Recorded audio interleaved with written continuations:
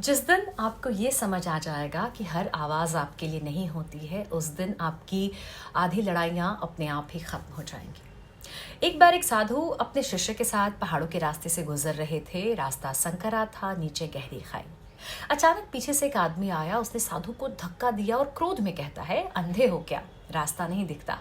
शिष्य का इतना सुनकर खून खौल उठा और वो पलटा, पर साधु बिना कुछ कहे आगे बढ़ते रहे।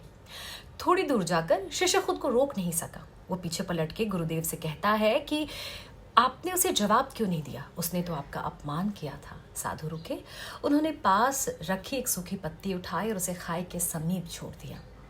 हवा तेज थी, पत्ती हवा के साथ डगमगाते हुए नीचे चली गई। फिर थोड़ा आगे चलकर उन्होंने पास रखा एक पत्थर उठाया और उसे भी खाई के किनारे पे रख दिया। पत्थर वहीं पड़ा रहा।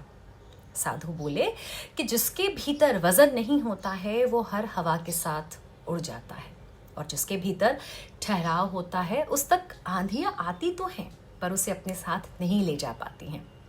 वो आगे कहते हैं अपने शिष्य को कि जो लोग तुम्हें वही देंगे जो उनके भीतर है। किसी के भीतर सम्मान होगा, वो सम्मान देगा।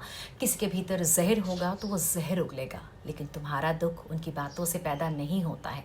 तुम्हारा दुख उस क्षण पैदा होता है जब तुम स्वयं ये तय कर लेते हो कि उनके भीतर का जहर अब तुम्हारे भीतर उतरेगा। कुछ देर बाद फिर चुपचाप चलने लगे।